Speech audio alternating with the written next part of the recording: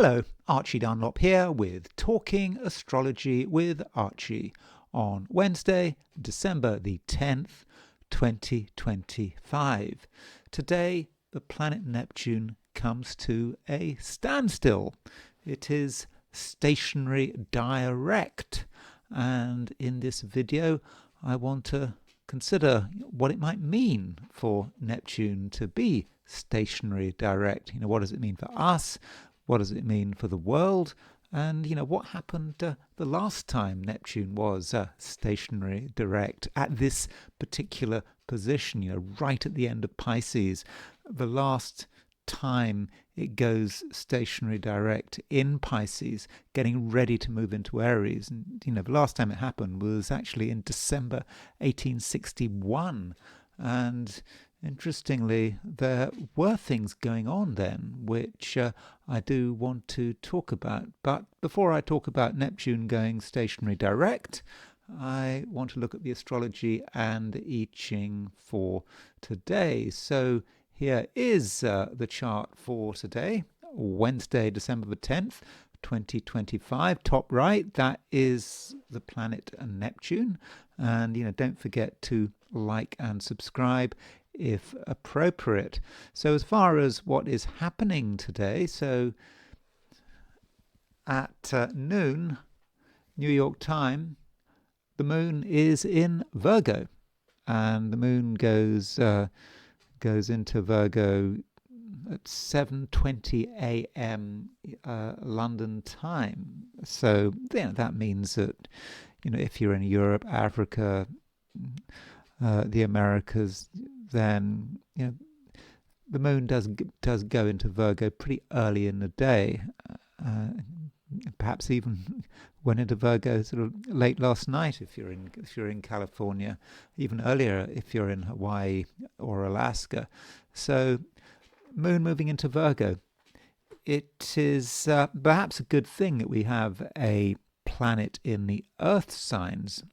Uranus is in an Earth sign, but it's transpersonal. I wouldn't regard that as being evidence that there's a lot of Earth around. But having Moon in Virgo, it might give us a certain amount of grounding. Finally, we've got some terra firma to walk on, and we can perhaps get our bearings and also start to work out what is important. Moon in Leo moving to Moon in Virgo. Well, is there a difference between those two signs? They do have something in common. One way in which Virgo and Leo can be described in a similar way is they're both barren signs. And I'm not really making any statements about what that means. It's a very difficult subject, but when William Lilly in the 17th century was doing astrology, quite a common question. Questions were ones about childbirth, and for example, whether a woman was going to be pregnant, whether she was going to have children, and he did point out that Virgo and Leo are both barren signs. That does not mean anything if you happen to have Virgo and Leo in your chart. Most people have got something in Virgo and Leo in their charts, and it's not exactly uncommon to have planets in both Virgo and Leo. But so what might that mean in a psychological sense? It's sort of Leo is perhaps too hot for anything to sort of live or exist. That might be the logic for saying that Leo is a barren sign, and Virgo, maybe it's just a bit too analytical. So there is a sort of similarity between Leo and Virgo in that sense, but it's a kind of a forced similarity. Aside from that, Leo is very sort of ego orientated, while Virgo is about service. What can we do? What can we do to help? Where are we needed? That's one way of looking at Virgo, and sort of with the moon in Virgo, there can be a keen sense of detail. So that's certainly something that can happen. And just before the moon moves into Virgo, okay, it might be more relevant if you're in Australia or New Zealand, or certainly Asia. The moon makes a trine to Mars, and I did sort of talk about moon trine Mars yesterday in my horoscopes for Tuesday. But if you're in Australia or New Zealand, that moon trine Mars might still be relevant, and possibly the main aspect of the day is an opposition between Mercury and Uranus. So Mercury is now in very late Scorpio, getting ready to move into Sagittarius, and it makes an opposition to Uranus. And Mercury opposition Uranus can be exciting. It can be about mental activity, and it can be about what we say. It can be about being excitable, certainly. It can be about being tense. And Mercury and Taurus, Mercury and Uranus, both in fixed signs. So certain people might be very fixed in terms of their ideas. On the other hand, Neptune is going stationary direct. Now, I'm going to be talking a lot more about Neptune going stationary direct at the end of a video, but it's an important point in Neptune's cycle. It is the last time that Neptune goes stationary direct in Pisces. So now that it's going stationary direct, it will move into Aries very quickly, and then it will stay in Aries. And the next time Neptune is in Pisces, well, none of us are going to be alive unless there's some sort of amazing finding in medical science, because Neptune has a very long cycle. And I think that this Neptune stationary does say something about the collective and how the collective is changing, and it could well be the last hurrah of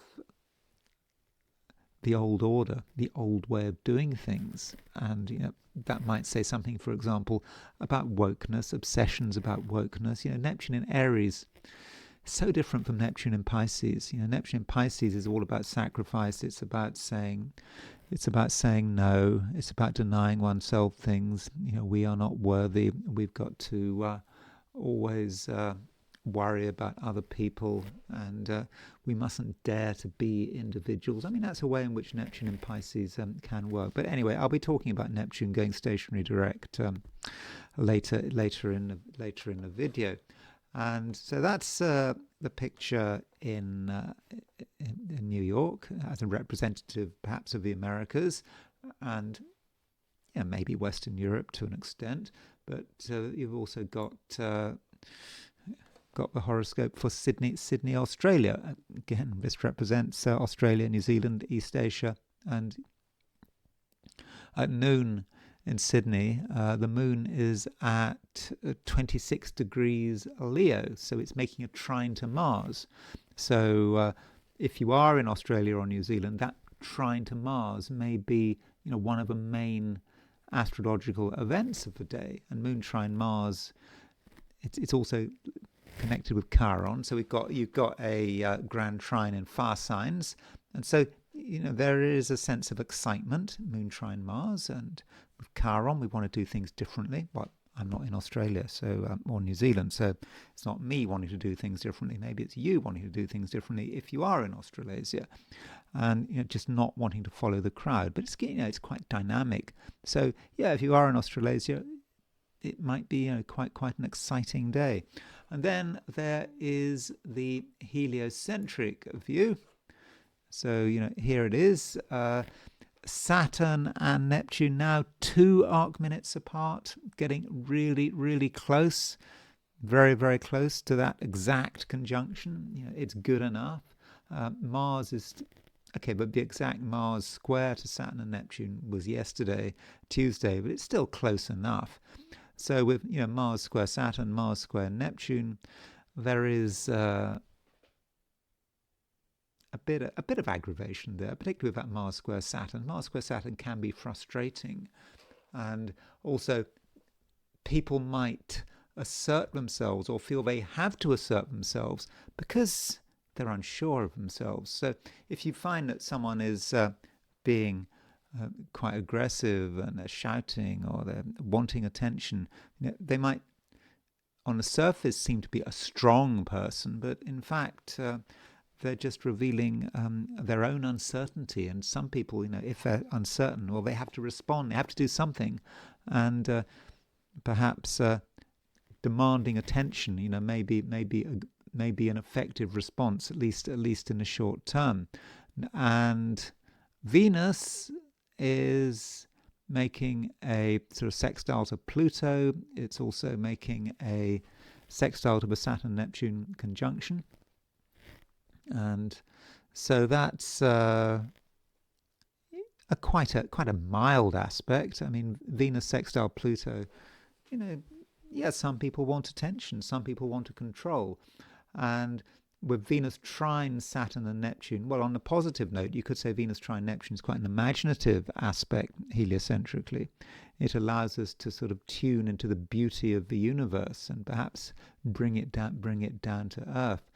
So those are a few thoughts about the general picture astrologically. And now I want to look at things from the viewpoint of the 12 signs. So these are my forecasts for the 12 signs for today, which is Wednesday, December the 10th, 2025.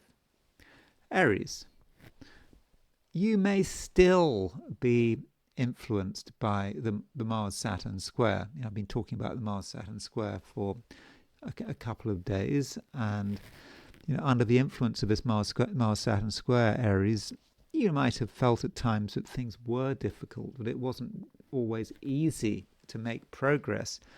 Maybe everything had to be fought for, battled out. And, even then, it might have been, hard work. And, there might be a temptation to keep trying, to keep pushing.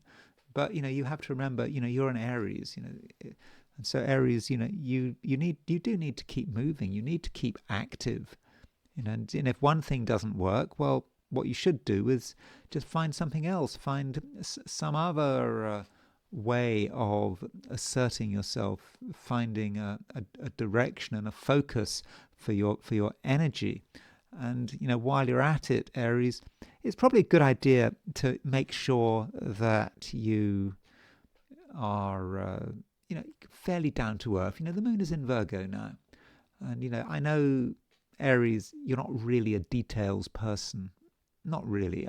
All things being equal, if you are a pure Aries person, of course you're not a pure. No one is a pure Aries. There are other things going on in your horoscope. It's not just Aries, but just looking at Aries and the challenges that Aries has to deal with at the moment, then it may well be the case that there really are things that just need to be sorted out, dealt with, in a systematic way. And, you don't want to be too extreme. Okay, you can't spend all your time just sorting things out, making sure that things are perfect. I mean, after all, perfection is an impossible ideal. That, you can try to do things as well as possible. And, if you're satisfied, then probably in the end, everyone else is going to be satisfied. And, and once you feel confident that you've done your best, then you can afford to focus on other things. And, over the last few days, I think that many Arians have had a quite positive attitude. Well, at least you've been able to present a positive attitude, even if you yourself privately hadn't felt particularly positive. If you just make an effort to look at things in the best possible light, I think you can, and you can then have quite a fortunate impact on other people. So if anyone's worried about something, they've got something bothering them, then you can maybe get them to see things in a different way. And once they start seeing things in a different way, then things can really start moving, and you you can find that in some respects you can cheer people up. Now, while that's going on, Aries, you are starting to think about what you can do. I mean, you know, Mars square Saturn for sure is a difficult aspect, and everything might seem to be like hard work.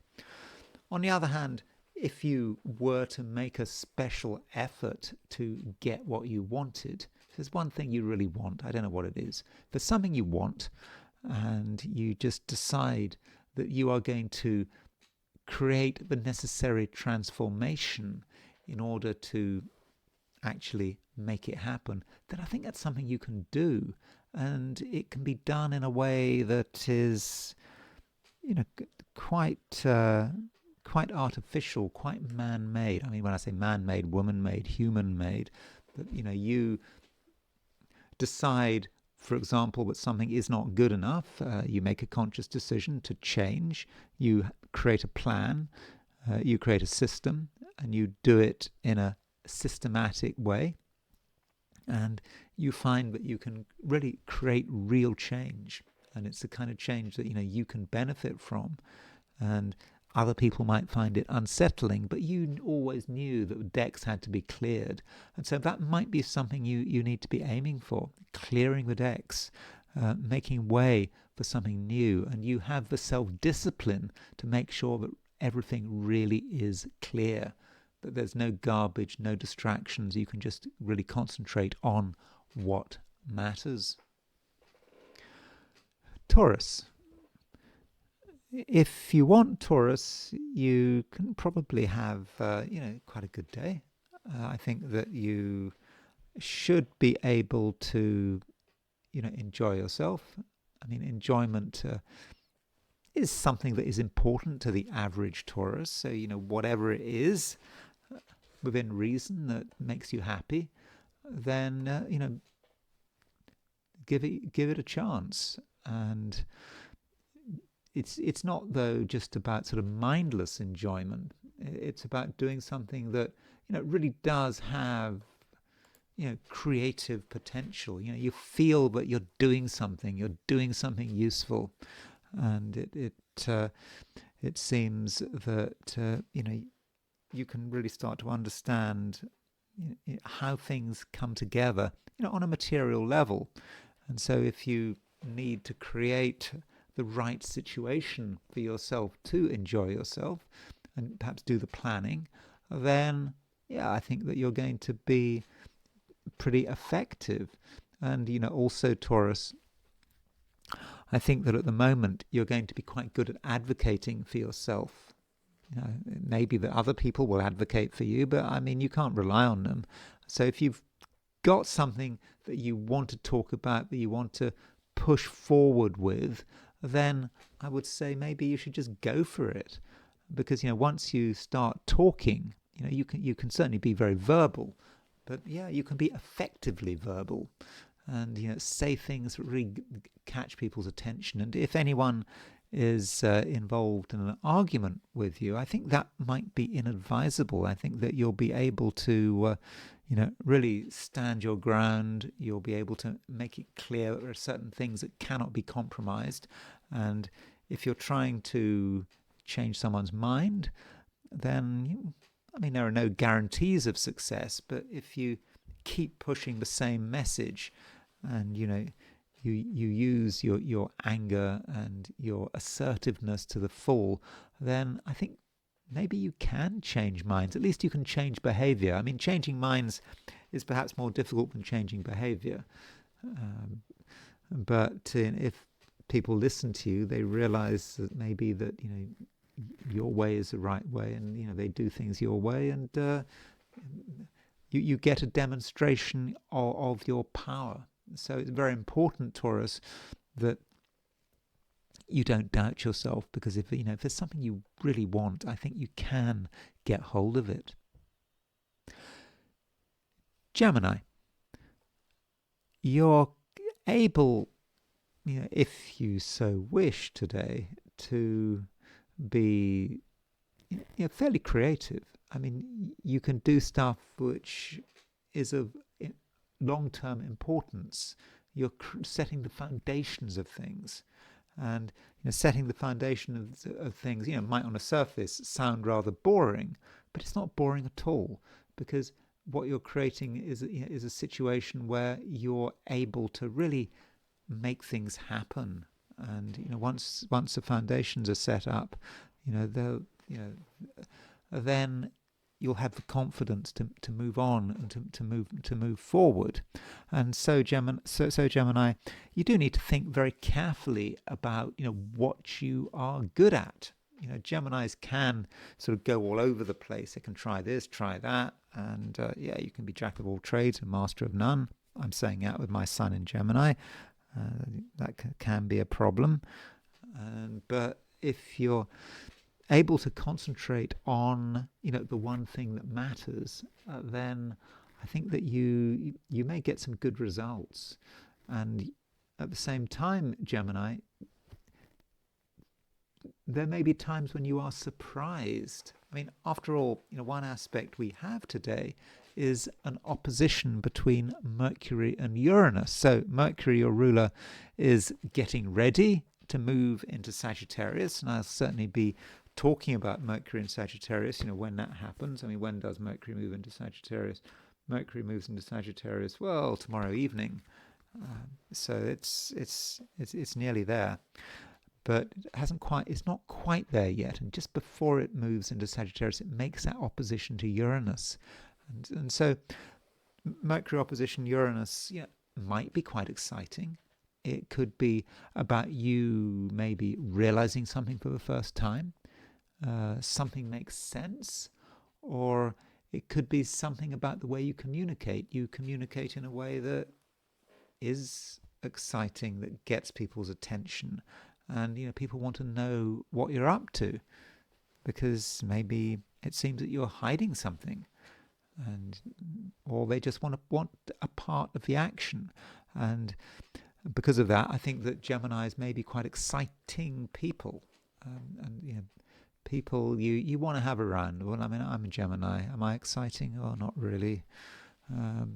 But you've got to be positive about Geminis. I mean, Geminis need all the positivity they can get, because Gemini is a sign that can be over analytical, and it can think things through almost to destruction. And having moments of positivity, Gemini, is something you really need, that can really be useful. And as far as positivity is concerned, it's important that, as far as is possible, that you see the events unfolding over the course of the day in a positive way.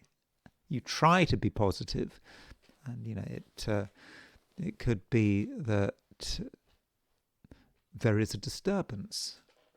Someone says something, or someone points something out that to begin with you're not very happy about it, and you might see this as a problem, but it might not be a problem at all. It might be an opportunity. Perhaps you can really take advantage of another person's advice. But sometimes advice is not welcome, and it's easy to respond in a negative way when someone tries to help.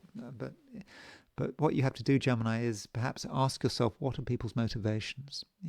Most people, I think, are motivated by the desire for growth and excitement and inspiration. At least today, Aries, after all, Mercury opposition Uranus, and so that can be a motivation to see something new. And I think that Gemini, you are actually in a position to make it all happen. And so I think that there is a lot going on, and there's always a possibility that things don't go right. I mean, this Mercury opposition Uranus perhaps needs to be handled in the right way. You shouldn't be in too much of a hurry with Mercury opposition Uranus. I mean, you might like action, but it just may not fully work out as expected if you're in too much of a hurry. But on the other hand, if you just take things one step at a time, and you build things up slowly, always, though, having an active mind, then I think that you can really, use the energies of today in quite a constructive way. Cancer. It's easy to think about the details of the matter. What is the underlying picture? And ask lots of questions, get answers, gather the facts. I mean, why not? If you've got enough facts, everything will be resolved, and that's the way forward. At least that might be how it appears. And perhaps the problem here is that the moon is starting to make a conjunction to the south node, and the south node represents the past, and the past for the average Cancerian is pretty important.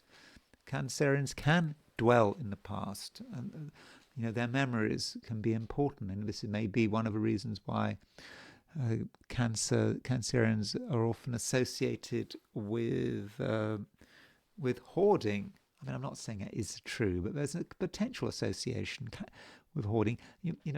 Cancerians like to collect. Yeah, they like to collect memories and evidence of the past, and so that might be where you might feel that you're going, but I'm not quite sure if that is necessarily the right thing to do, because there is a danger, Cancer, that you just can't see the wood from the trees. You just see, you see this, you see that, you see that thing that's wrong, that thing that's right, and you just try to work with it all, and maybe you're able to work hard, and so on. But the question is, what are you doing? What are you moving towards? And it just may be, Cancer, that you need to start to look at things in a different way. Maybe you're just too focused on yourself and the details of your own life. I mean, details are good, but you can have too much of a good thing, and maybe you need to sort of rise above things. Perhaps rise above things with another person's help. You don't have to be alone. Over the course of Wednesday, there are people out there who can provide assistance and encouragement. That's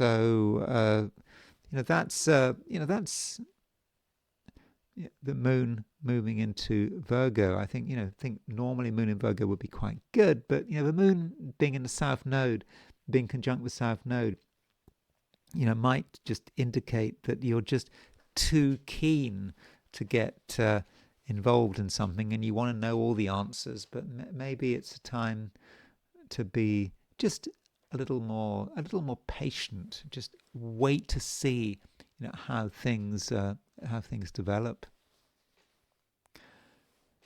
Leo,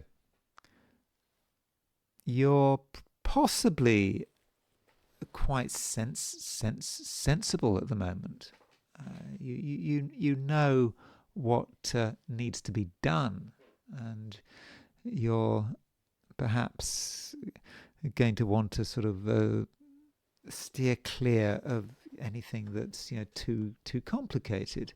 Now, things that are complicated can often be quite exciting, but the question is, do you need that level of excitement? And probably the answer is no. And instead you can find ways of perhaps being down to earth. And being down to earth is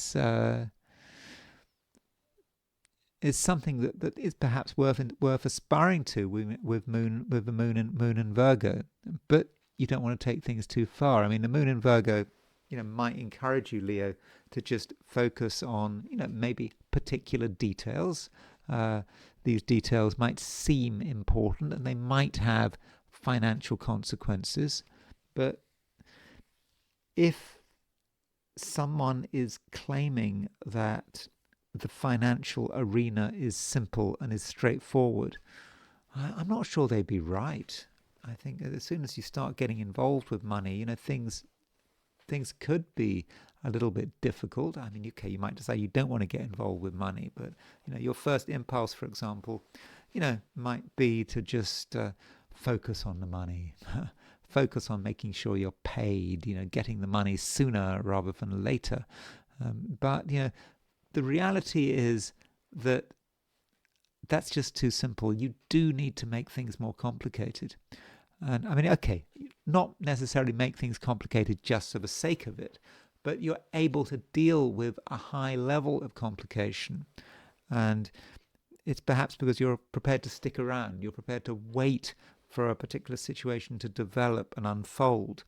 And then you can start to make sense of it, and you can really understand, what needs to be done, and what the next step is.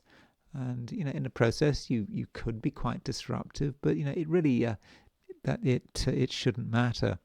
So overall, Leo, I think it's it's a day when you shouldn't be afraid of complications, and you shouldn't be afraid of doing things which might seem ever so slightly erratic. But the point is, perhaps, or part of the point is, to keep people on their toes, and I think that that's something that you very much can do. Virgo. The moon is now moving through Virgo, your sign, and the moon is in an earth sign, and recently there hasn't been much in the way of earth, and there could be also not much in the way of grounding either. And so now you have a chance to really make sense of things, and perhaps you're helped by the fact that the moon is in Virgo and it's also conjunct the south node. So moon conjunct the south node it's a line of least resistance. I mean, that is true, but it is Virgo, and so it's okay to think about yourself and to think about your own interests, provided you don't go too far. If you go too far, then you could actually be limiting your own horizons. You have to think about other people and what other people can offer, because I think that given a chance, they can offer quite a lot.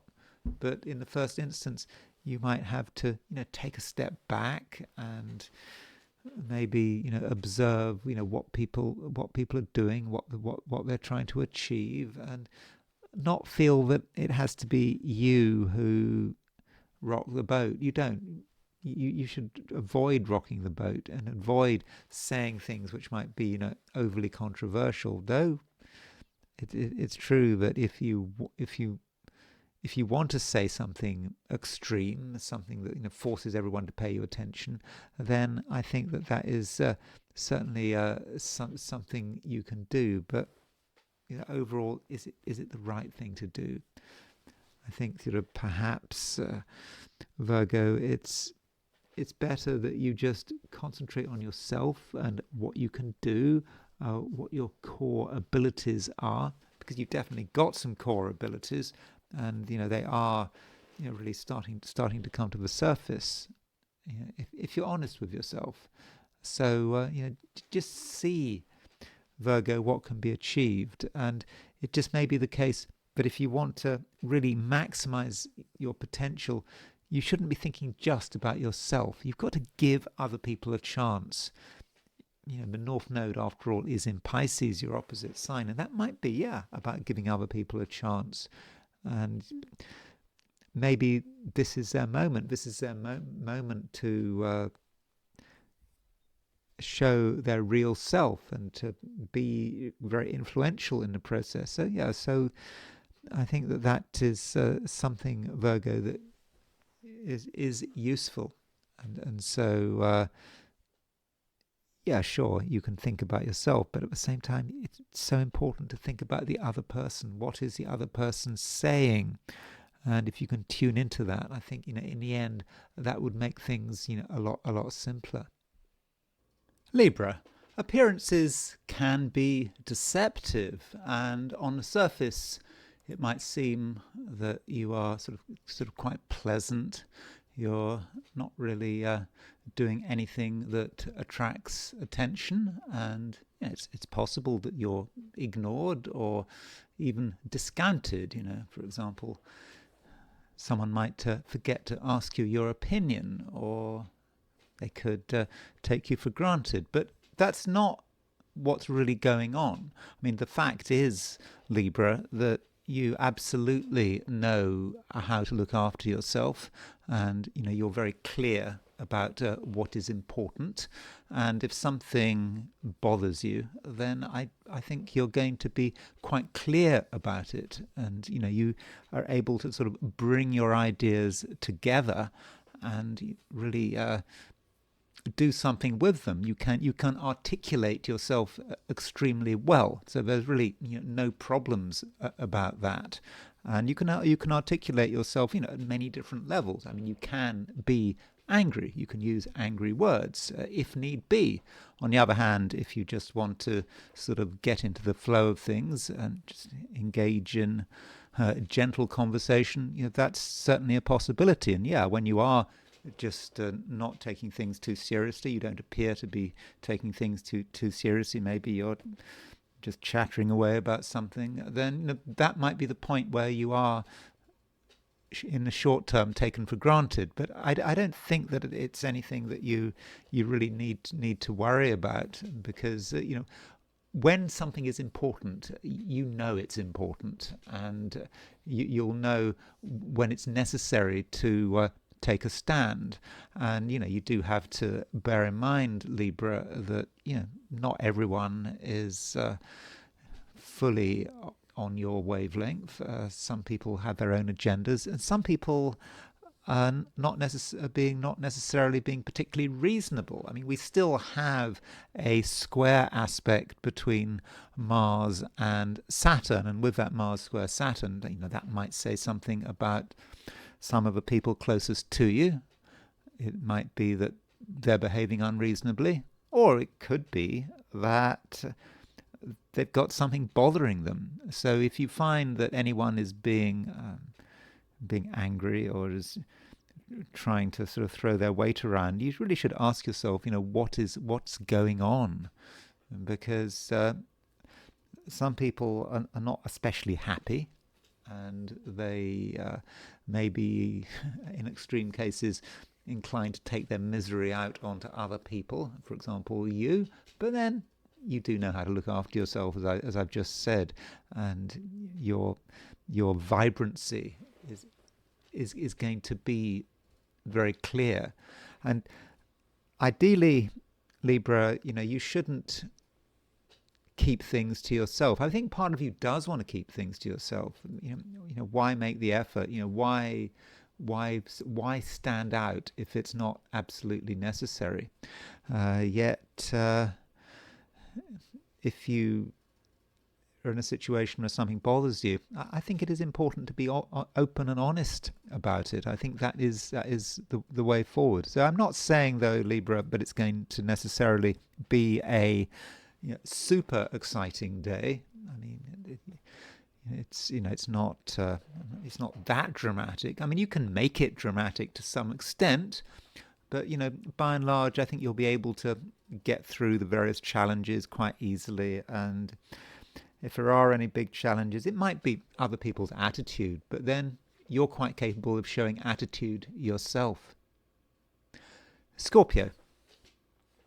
The square aspect between Mars and Saturn, it kind of rolls on. I mean, was exact yesterday or even the day before if you're in the Americas, but midweek, it's still around. And with this Mars square Saturn, there may be moments in the day where you feel that things are slow, that things aren't quite happening as fast as you'd like, or maybe in the way you would like. So it's not necessarily that they're slow, it might be that they're somewhat disjointed. One thing happens, another thing happens, and it's difficult to make the connections. And so Scorpio, I would suggest that you differentiate between, what is your problem, what is something that you can do something about, and what is something that is something else that has nothing to do with you, and that can be an important distinction.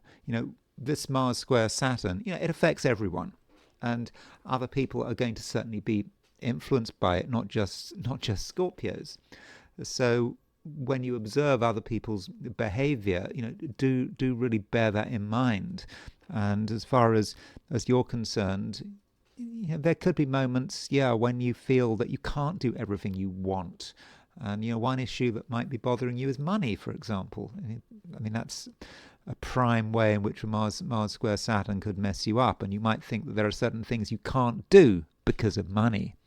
But honestly, Scorpio, if something really is important, if it really matters to you, and it's connected with fundamentally who you are, then with Mars square Saturn, you're gonna find a way through. You're gonna find a way to do something about it. You'll find a way of taking the initiative and really enjoying yourself. So don't feel that money is a block on anything important. If something is just integral to you, to who you are, then I'm really very confident that you're going to be able to put it into action. And Scorpio, you're going to be helped by the fact that you're going to be pretty positive. Over the last few days, you have been pretty positive.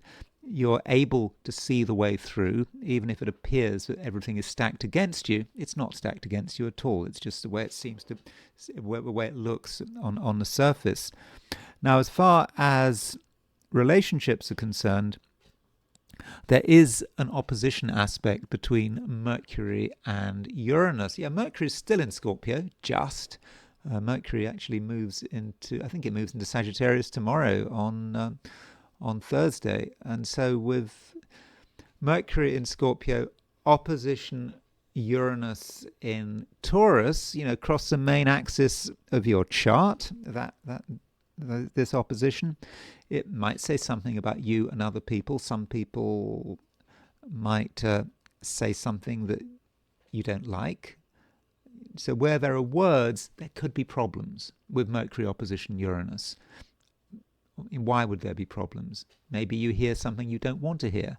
Maybe you say something but someone else doesn't like. So words have to be treated carefully, but maybe if something has to be said, maybe it has to be said anyway, and you have to just deal with the consequences. So there could be a bit of verbal strife in terms of relationships. So if a relationship is important, then don't take people's words too seriously. Now, as a Scorpio, you're liable to do that. Someone says something, they say the wrong thing, and it can almost be unforgivable. But people say stuff all the time. I know that what's it, in vino veritas, when someone is drunk, they tell you the truth. Does that matter? What if they're drunk? I mean, why should anyone be drunk? But you can take in vino veritas too far. Even if someone is drunk or isn't concentrating or seems to be in their natural environment and they say something, that doesn't necessarily mean that is who they are. It might just be words that just are accidental. Alternatively, someone might say something that they do mean, and you can correct them. People do change to some extent. If someone has the wrong ideas, they've got the wrong ideas. You shouldn't regard that as being the whole person. Perhaps if you are prepared to negotiate with someone to challenge another person's ideas, you can win through. I think you can win through in most cases. I think that in any competitive situation, this Mars square Saturn is certainly difficult, it's certainly grinding, but I think, in the end, you are able to see things through to a successful conclusion. One other thing, Mars is your ruler, and Mars is on the galactic center. I forget precisely where the galactic center is. I always thought traditionally it was around 26 Sagittarius, 27 Sagittarius. So with Mars on the galactic center, which would happen, every couple of years, that may say something about your outlook. And I said earlier that you can be positive. I really do think you can be positive. You can see the possibilities. You can, be optimistic. And with Mars on the galactic center, that might mean that you can really take things further. You can be sort of quite cosmic, and there's a great advantage of being cosmic because you could so easily get sidetracked by things that are trivial. Yeah, someone's saying the wrong thing, but when you get a cosmic perspective, which one can tie in with the galactic center, then you can see that everything is part of a whole. And if you can see yourself as part of the whole, then small things, a word out of place, will just seem completely forgettable. Sagittarius. Mars is still in your sign. I think that Monday, that's when Mars leaves your sign. I think it's December the 15th, Mars moves into Capricorn. But, for the moment, Mars is right there in Sagittarius. It's conjunct the galactic center.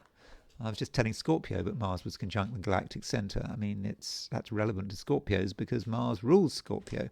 But, as far as you're concerned, having Mars on the galactic center in Sagittarius, of course, you've always got the galactic center in Sagittarius because I think the galactic center is around 26, 27 Sagittarius, something like that. So with Mars on the galactic center, that might say something about where your energies should be going. The galactic center talks about things which are beyond ourselves, ideally sort of relating to the entire universe, the galaxy in which we're in. So it's important, Sagittarius, that you don't get sidetracked, that you don't spend too much time worrying about small things which really you shouldn't be bothering with. I mean, you could. I mean, today, like yesterday, Mars is square Saturn. So you look at the distinction there. You have Mars in Sagittarius conjunct the galactic center. That is very optimistic and forward-thinking. But then square Saturn can be about being dragged down into sort of maybe some things which are connected with the past, with your domestic environment, your family bothering you. All these kind of things could drag you down. I'm not saying they will drag you down. In fact, they won't drag you down. They shouldn't drag you down, but I'm saying they could. And so it's just important that you have the right outlook. And your outlook should be as expansive as possible, and that is fitting with Mars conjunct the galactic center. And it's not just your outlook, it's your actions. So if you are doing anything today, if you're taking the initiative, ask yourself, why are you doing it? What's it for? What is your end goal? And the loftier your goal, the more cosmic your goal, the more likely it is that you'll be happy and successful. But I'm not suggesting, Sagittarius, that you have to sort of drift off on your personal cloud. That's not at all what I'm doing. I'm instead just indicating where your outlook should be, and there's absolutely no reason why you shouldn't think about your ambitions, what it is that you are trying to achieve. I mean, the moon is now in Virgo, and Virgo is a high-profile sign in your chart, and so with the moon in Virgo, you're perhaps thinking about what it is that you're trying to get together, what it is that you're trying to achieve.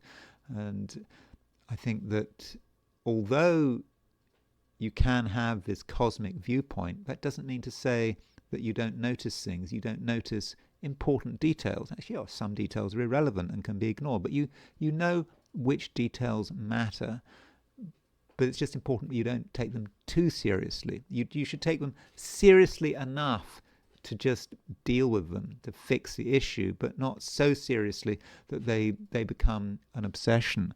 So Sagittarius, I think it can be a good day. It can be a day where you can advance yourself and your agenda, and it's just important you don't get sidetracked by things which really you shouldn't be worrying about. Capricorn. Now, let's not get too concerned by the aspect between Mars and Saturn. This Mars-Saturn aspect is slowly getting weaker. I mean, it's still pretty strong, and the question is, how does Mars square Saturn affect you? Is it indeed a bad aspect? It sounds a bit crude to talk about aspects as being good and bad. Perhaps it's all how you deal with it. And Mars square Saturn, if you look at it in the most positive sense, it can be about you being very focused and also looking after yourself, because Saturn is your ruler.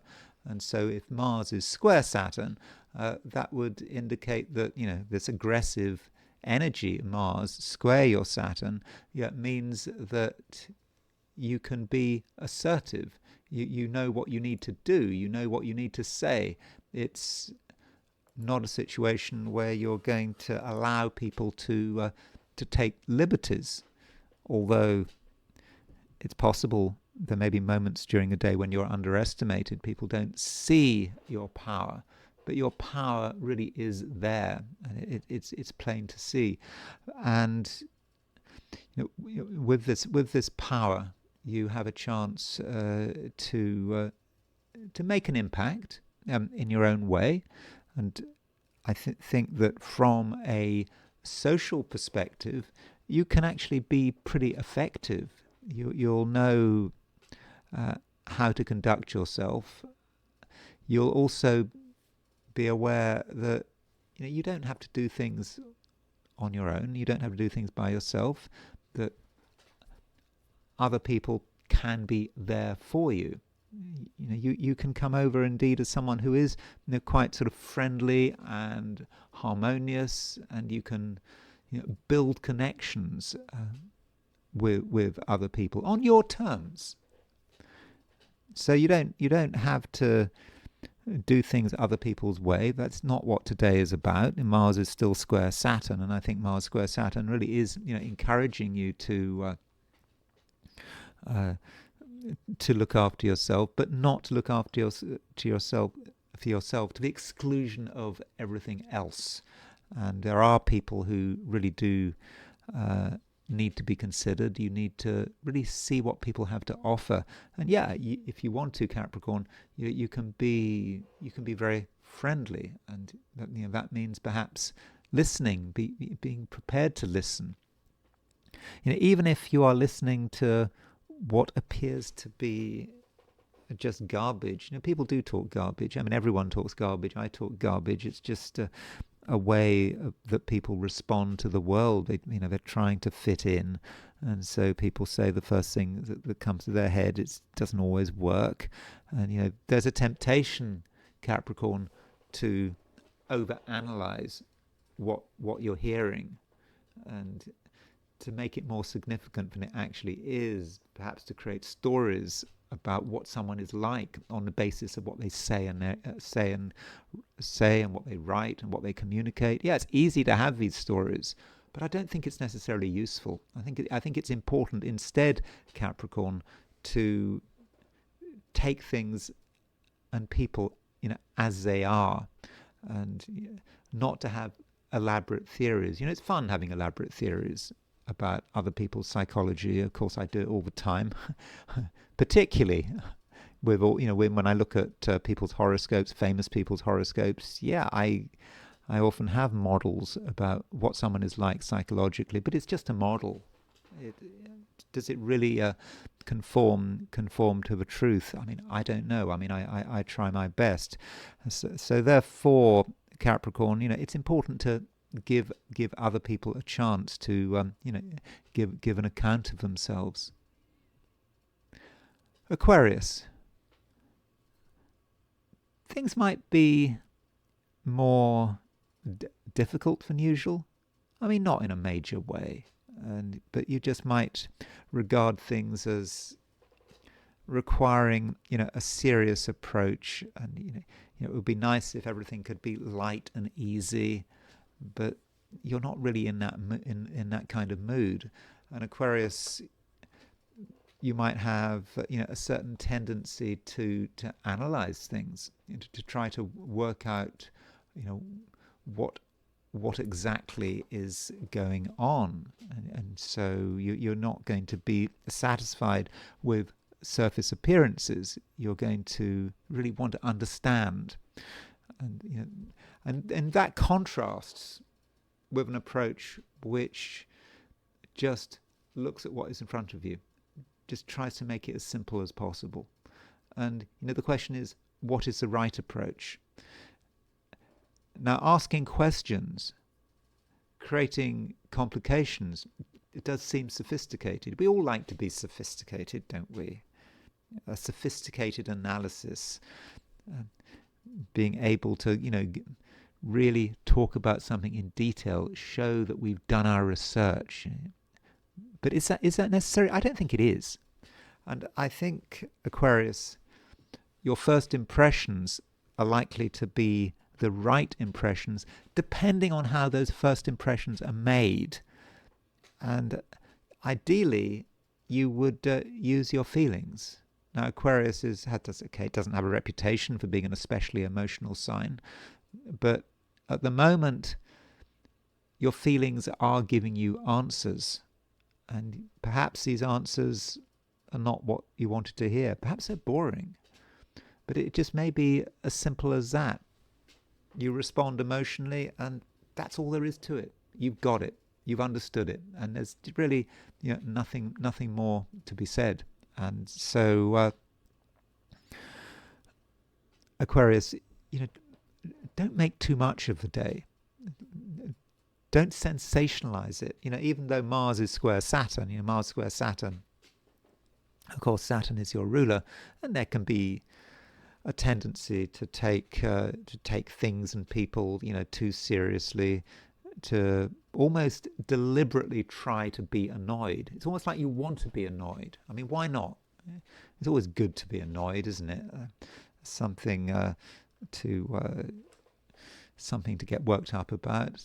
It's like sometimes when I lose things. I mean, I hate losing things, but if I lose something and it's quite important, and I find it within 10 seconds, there's a slight disappointment there, because I'm just getting ready for a big battle. I'm just getting ready to turn everything upside down, and I have 1 hour of just looking, and I find it after 10 seconds. It's a bit of a letdown, isn't it? So, Aquarius, don't take things more seriously than they have to be taken, because I think it's really quite unnecessary. And as far as other people are concerned, do give them a chance.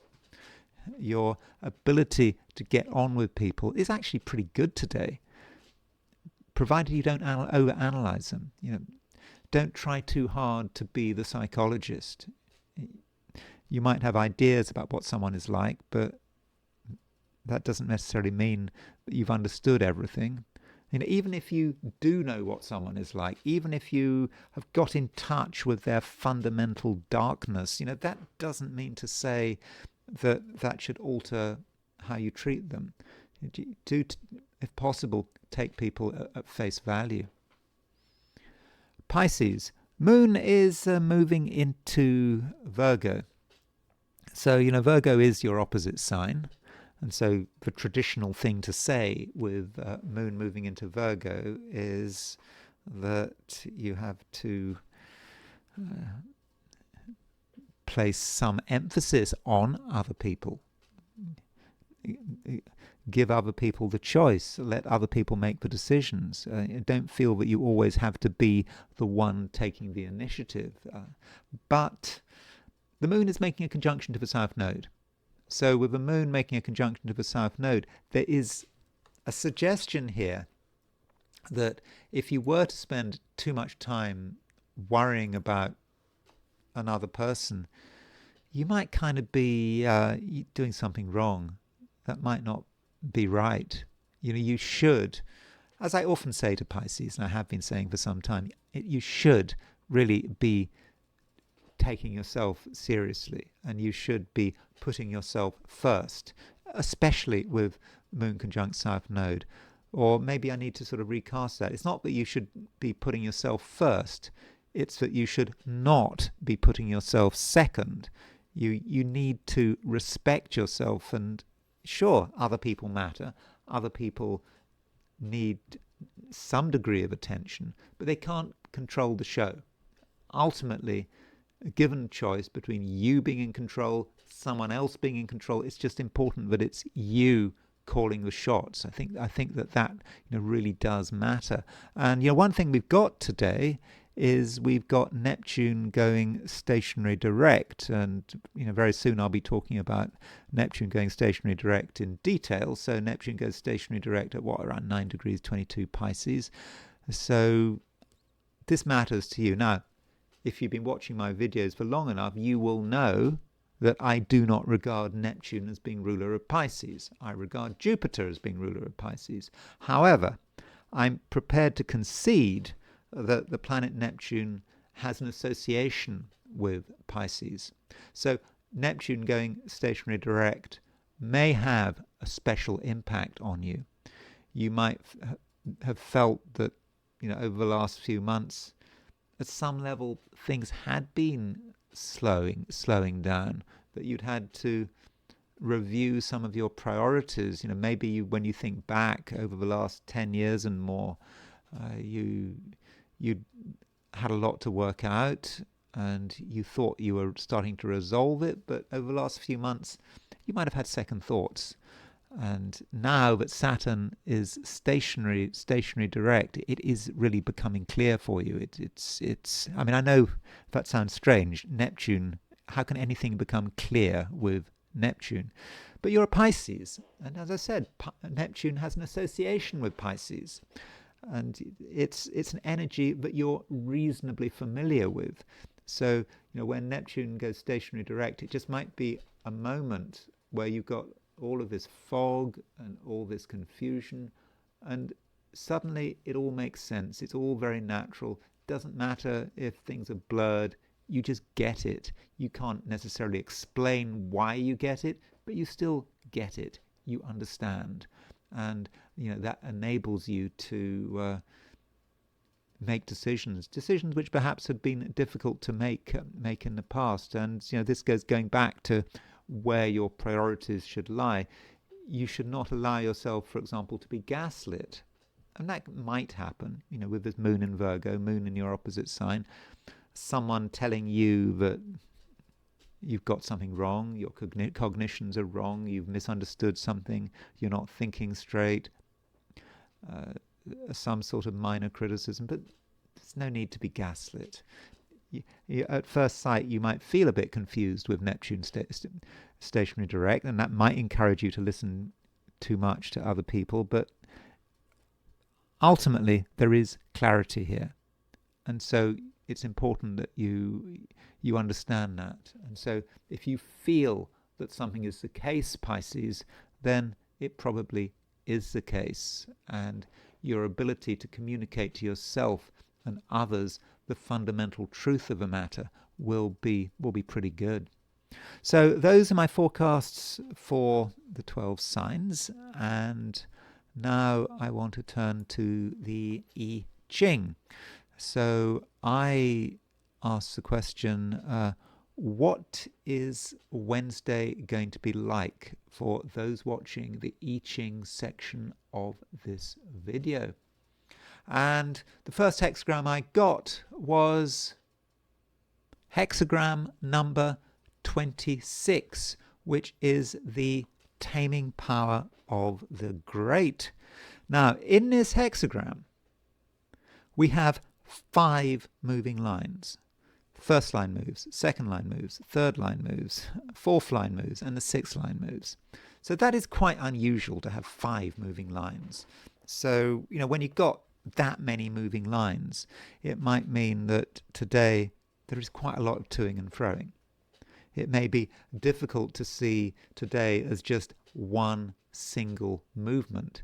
There may be several movements over the course of the day.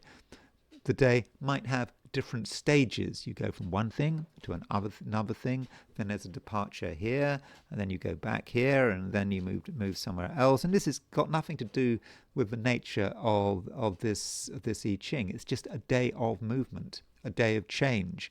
And as soon as you're getting familiar with one thing, then something else happens, and that might be just something you have to be aware of and get used to. It doesn't mean to say it's going to be a difficult day, but I think it could be challenging. This hexagram, the taming power of the great, might mean that, you have got all these things that you would like to do, the great, the great, and perhaps that taming power perhaps the great in you needs to be tamed. And with the first three lines moving, that might indicate that at the beginning of the day, the movement is not very easy. Things are really difficult with those first three lines.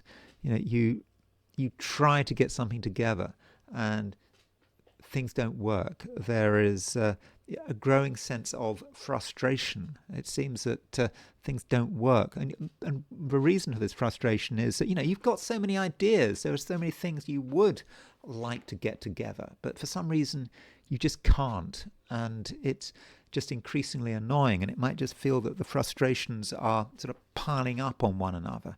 And, why is this happening? It's maybe you're just taking things too quickly. This hexagram is about taming. It's about you being tamed, not feeling that you have to do, everything at once. But of course, one aspect we have today astrologically is Mercury opposition Uranus. So, your mind could be going all over the place, maybe difficult to relax. You're thinking ahead. You're thinking ahead too much. You want something to happen. It doesn't happen. And you get annoyed. But there comes a point in the day when things start to calm down. And then the fourth line moves. And the image of a fourth line is of a board being strapped to a bull's horns. And the reason a board is strapped to a bull's horns is, to protect everyone. To protect, not just the people looking after the bull, but also to protect the bull itself. And it's sort of a young bull. It wants to do stuff, but the bull is there to make sure no one gets an injury, including the bull itself. And so there comes a point in the day where you feel the need for constraint, and you realize that it's not about getting frustrated. It's about having discipline. And maybe this is a positive side to this Mars square Saturn, which is still around. You have a lot of energy. Mars in Sagittarius really wants to go places, and particularly as Mars is conjunct the galactic center. But Saturn has to restrain it, and that might be this sort of board being attached to a bull's horns. I mean, this is obviously not something I would ever recommend. I'm sure it is not the right thing to do in practice to tie bull's horns to boards, but it is a symbol of the I Ching.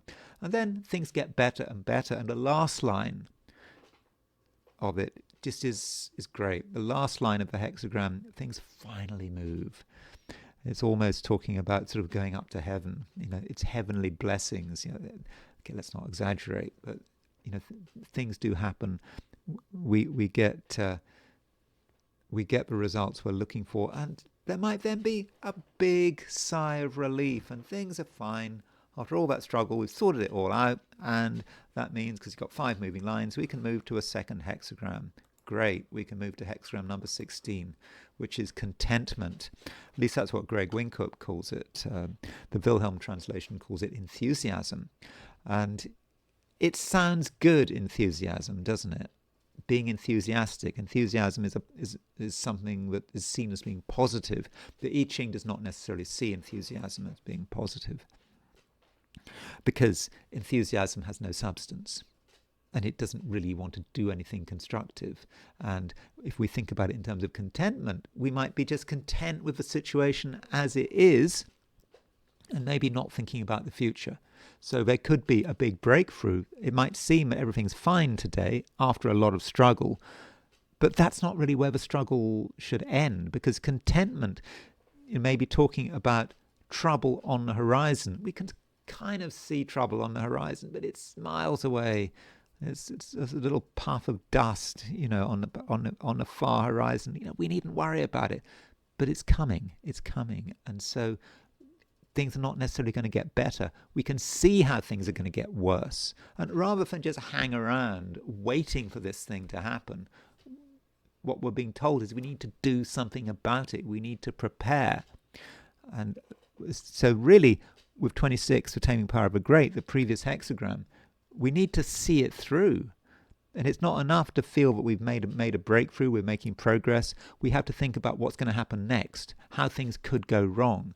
And so rather than just be content, what we sorted out for the moment, we should imagine what we need to do and prepare for the next challenge. And if we do that, then I think that our preparations will probably be pretty good. But there is this danger that the day is spoiled by a bit of last-minute complacency. And I want to finish by looking at Neptune and the fact that Neptune is stationary direct. Neptune comes to a standstill, so that's why top right we've got a picture of Neptune. And so looking at the chart for the moment, Neptune goes stationary direct. Here it is. I think this is what it is. I think it's at 12:24 a.m. London time. Yeah, I think that's right. Let's just check one more time. The 10th of December. Yeah, it's 12:24. That's when it. So that's the precise moment Neptune goes stationary direct. Yeah, and of course this is important for a number of reasons. So Neptune has been going backwards. It was in Aries earlier in the day. Earlier in the year, it went backwards into Pisces, but it didn't go very far through Pisces. It came to a standstill right here. Now it's going forward again, and it's getting ready to go into Aries. And very early next year, Neptune does move into Aries, and of course that does change a lot. And I think one way of looking at Neptune moving out of Aries, I do think that it is connected with wokeness, with Neptune in Pisces. And I've mentioned this before. People feeling that everyone should have a voice, maybe also the sense of sacrifice. I'm not a great philosopher, not really. I've only read 1.5 books written by Nietzsche, but I did read his book on ethics, and I did read it all the way through. It was tough going, but if I remember rightly, Nietzsche, he was railing against Judeo-Christianity, and he was talking about Judeo-Christianity in a very negative sense, and this sort of sense of sacrifice, and sort of not having a particularly good view of Jesus, and saying that it's all about saying no. We can't do this. We can't enjoy ourselves. We can't really be ourselves, because we've always got to worry about what someone is telling us, someone imposing their morality upon us. It's the priest class dragging us down.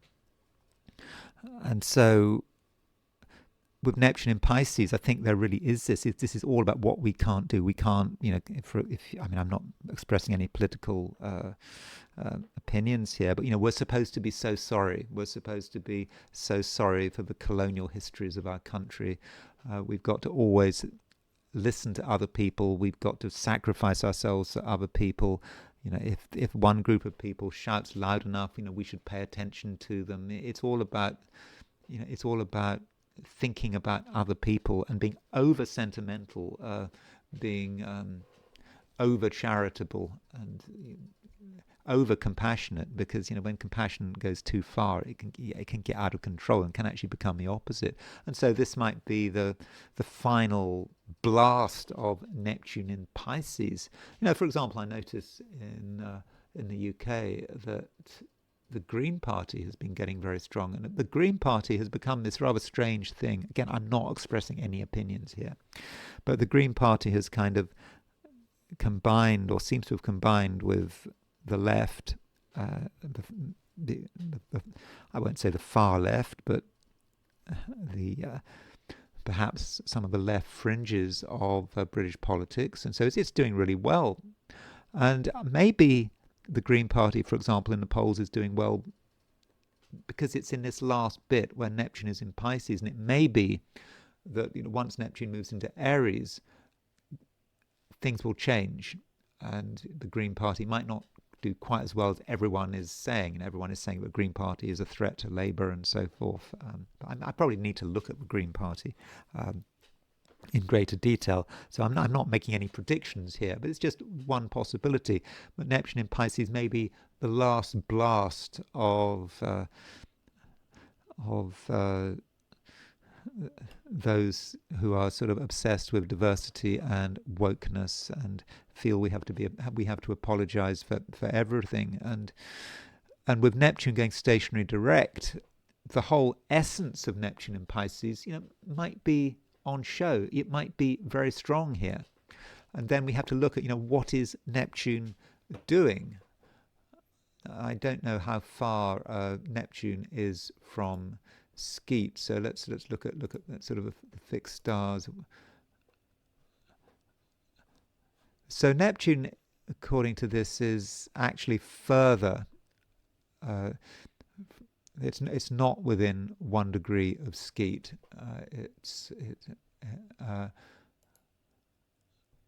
But it's close. I mean, it's not dead close, but the end of Pisces. It can be difficult. Sorry, completely forgive me. I didn't scroll all the way down. I was kind of confused. I was pretty sure Neptune was on Skeet, and I was thinking my program was telling it was not on Skeet. Yeah, sorry, Neptune is conjunct Skeet. It's 22 arc minutes away from Skeet. So we've got Neptune stationary direct on Skeet. Skeet is a fixed star, but is associated with accidents, disasters, shipwrecks, water damage, just things going wrong. And so maybe with Neptune stationary direct on Skeet, there could be problems. Don't do anything with water. I mean, I don't know about tsunamis. I know there was an earthquake in Japan a few days ago. It was sort of northern Japan, but I don't think any damage was done. But it certainly hit the news. And as far as what Neptune is doing in terms of the 90-degree dial, so let's just have a look at the 90-degree dial, see what midpoints Neptune is on as it goes stationary. Well, Neptune is on Skeet, and it's reasonably close to the Aries point. So that does make Neptune fairly prominent. And let's just... So the closest midpoint that Neptune is on, it's aspecting the Mercury-Pluto midpoint. So Neptune on the Mercury-Pluto midpoint, I mean, that could be about deception. People using clever ideas to get people to follow their particular agenda. Yeah, it's very deceptive there. I mean, looking at what Reinhold Ebertin says about Neptune on the Mercury-Pluto midpoint.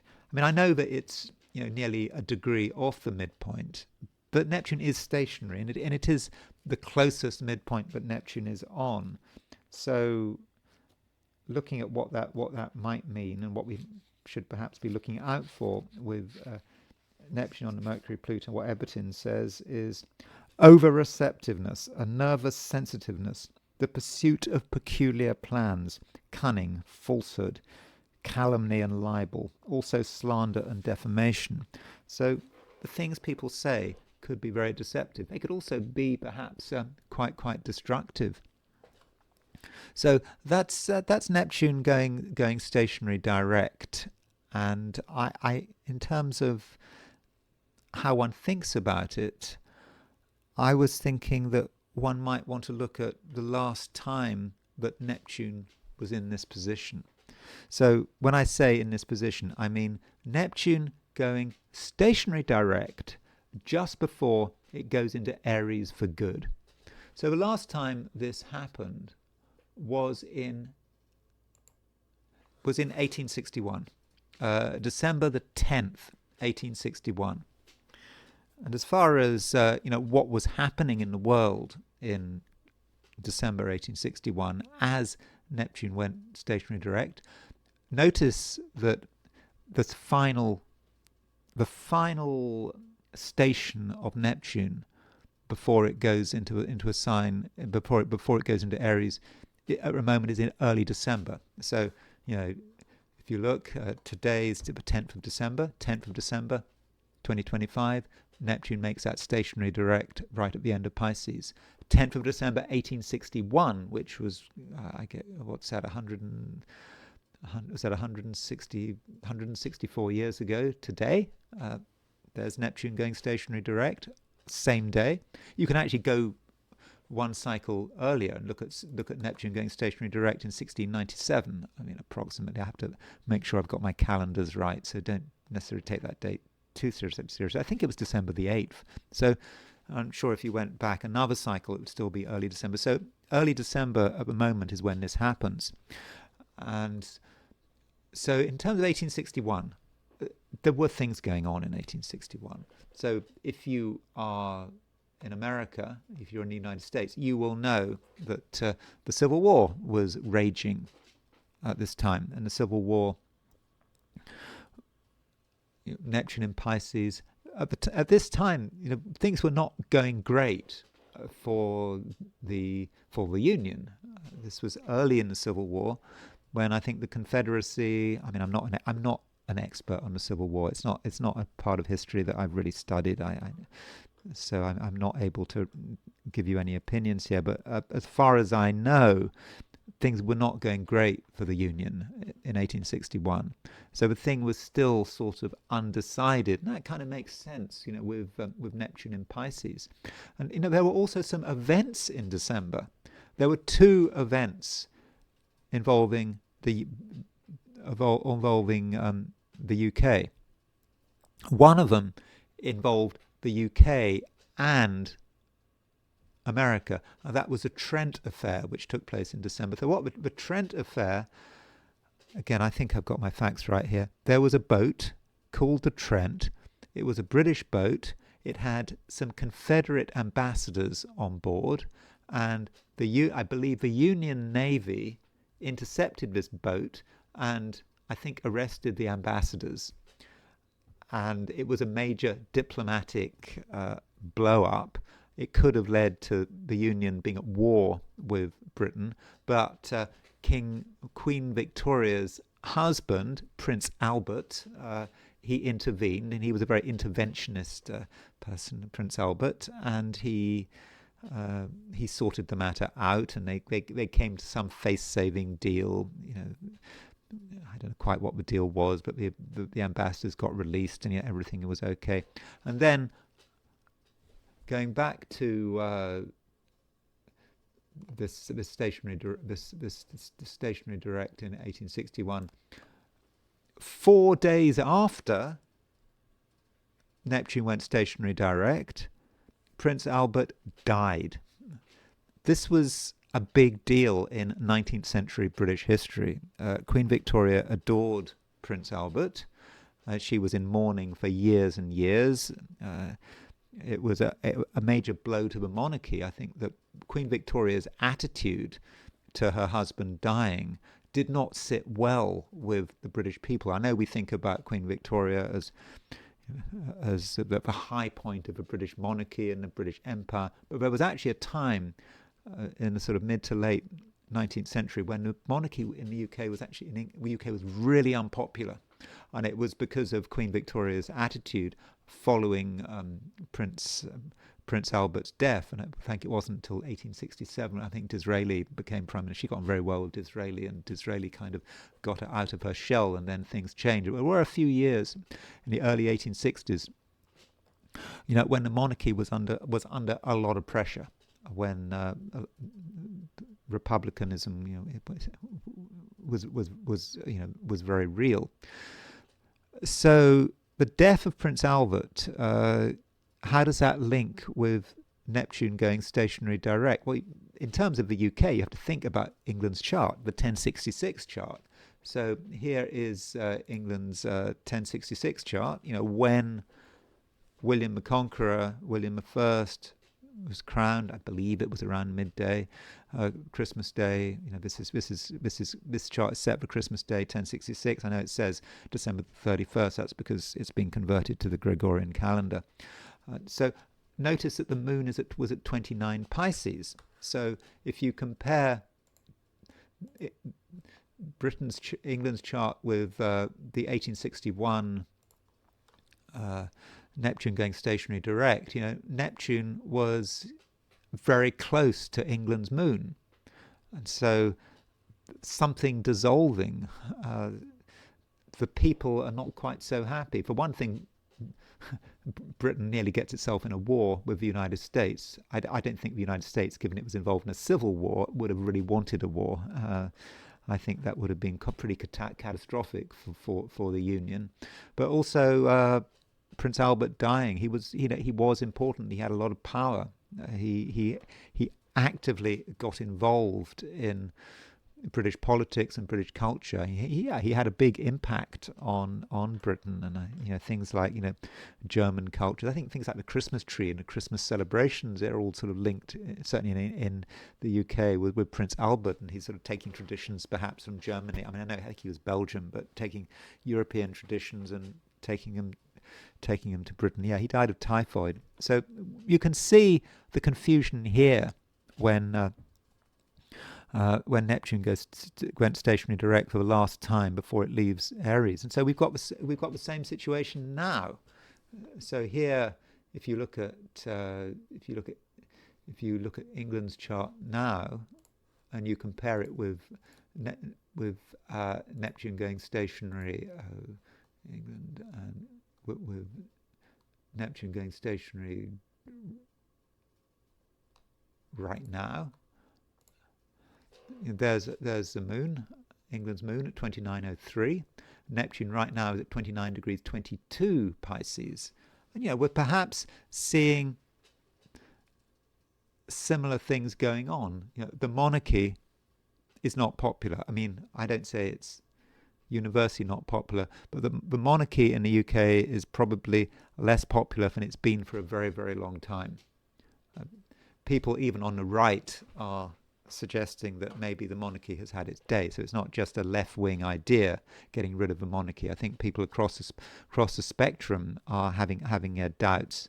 I mean, maybe it's just because people just ask the question: how can you possibly be a monarch just because you're born in a particular family? I mean, it's an obvious criticism, but it's a criticism that is really starting to make itself felt. And there's just a general confusion about everything. Neptune on stationary on the moon, the people are restless, and Neptune is squaring England's Uranus. So that moon Uranus square, Neptune is triggering it, and so is Mars.